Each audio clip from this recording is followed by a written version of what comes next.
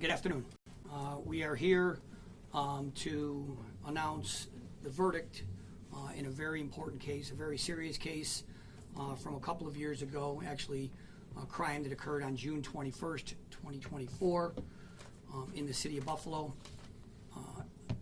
This is a case involving the horrific death of a 3-year-old little boy by the name of Ramon, also known as Red Carter. There were two perpetrators of this horrific crime. They were both convicted by a jury, and that verdict was returned this morning before Erie County Court Judge Sue Egan. I'm here with homicide prosecutor John Gherkin on my left, and raise the age and vehicular crimes bureau chief Noha El Nakib on my right. They were the trial attorneys. They handled this case since its inception. They did an exceptional job, and we are happy today that we were able to provide some justice for the family of Ramon Carter, as well as his 7-year-old sister, who is now 9.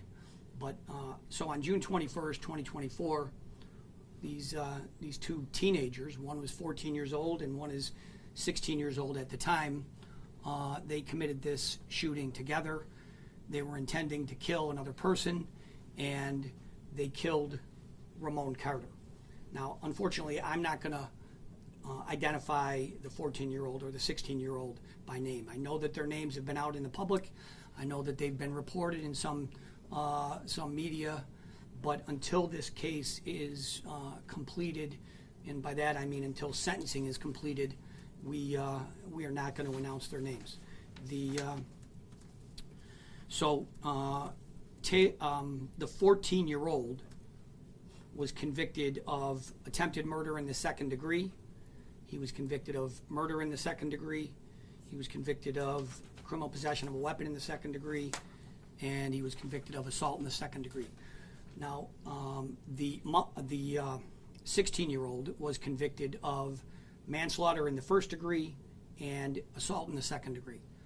That was the jury's verdict, and I can tell you that this case started, immediately that night with terrific work by the Buffalo Police Department responding to the scene. There are 5 police officers that I'm going to, specifically identify who did exceptional work. 3 of whom, immediately upon arriving to the scene, recognized that Ramon Carter, the 3-year-old little boy, had been shot and was seriously injured. They transported him in their patrol car to Erie County Medical Center, where, unfortunately he was pronounced dead. But they took immediate action and tried to save his life.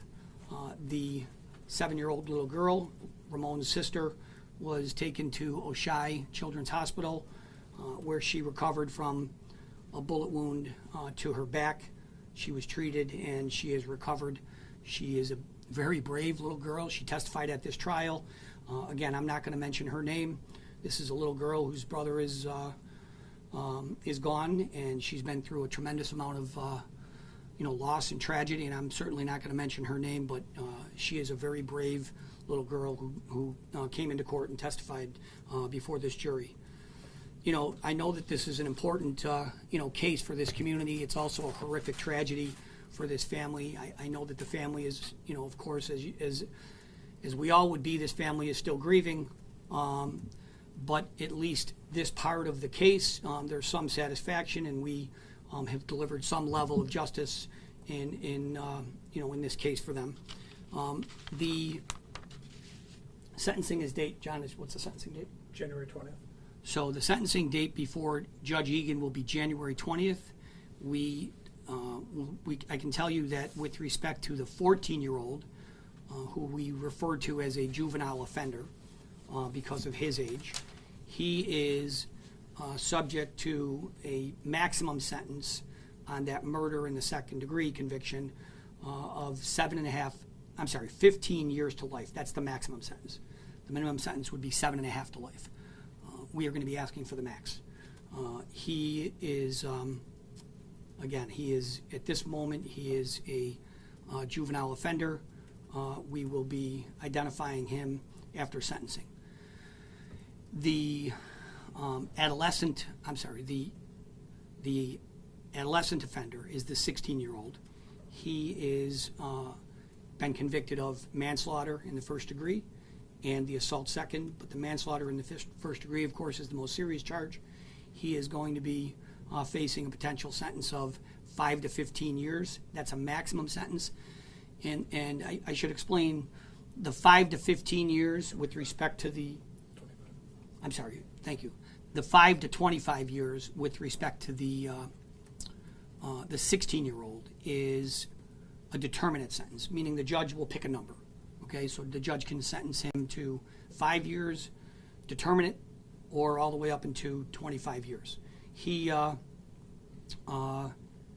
So he's exposed to, a significant amount of time. The jury did a, very thoughtful and what we believe to be very careful work in their deliberations, and we thank the jury for their service. The specific police officers that I think we should identify are Lieutenant Ashante McLean, Michael Griffin, Jordan Wansart, Stanley Hunrada, and Peter Wynn. They were the police officers that responded to the scene, and officers McLean, Griffin, and Wansart were the officers that transported Ramon Carter to Erie County Medical Center. In addition to them, from our office, we had 2 victim advocates that worked, tirelessly with the family. In this case, you can imagine, as I've already mentioned, the families are, this is a tremendous loss. The families are devastated, and we can't, we can't do the work that we do without the victim witness advocates, Nicole Hoffa from our office and Kim Rapp from our office. I mean, Nicole spent, the last several weeks with this family and really guided them through this process. And I think it's important to recognize them. And then finally, we had, there were some important decisions that we had to make early on in this case, and we had great help from our partners in county government. The CPS lab was really called in overnight. This incident happened on a Friday evening. It was 9:30, I think, at night, and the county executive approved work being done on this case by the CPS lab over the weekend that allowed us to bring this to a pretty quick decision and get an indictment on this case within 4 days. So, this is the conclusion of the trial. There was, like I said earlier, John Gherkin and Noha El-Nakib handled this case. They're terrific lawyers. They're an asset to this office and the community. And quite frankly, this is a really important verdict, and I owe a great deal of thanks, and the community owes a great deal of thanks to them. So that concludes it for this, for today. I'll try to answer any questions, and if there is anything specific you want to ask Mr. Gherkin or Ms. El-Nakib, I'm happy to let them answer any questions as well. Last week, when we were talking about the Norwood case, where the 4-day-old boy was killed, it said it hit you hard. Is this one on that same level hit you as hard?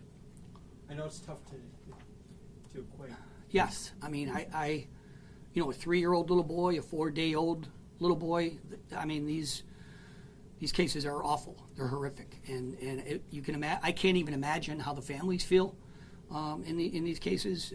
These are innocent little babies, and yes, the answer is yes. Anybody else? Why were they not charged as adults? Well, we're constrained by the penal law, and the one boy was 14 years old at the time of the crime. The other was 16 years old. The the New York State penal law defines them, as I indicated, as an adolescent offender and a juvenile offender, and we have to operate within the constraints of the law. Where will they serve their time if they're still underage? John, do you know that, or Noah? I mean, they will be confined to a youth facility, and then between the age of 18 and 21 will be transferred to an adult facility. Okay. Any other questions? Aaron? Nothing? Okay. Thank you very much.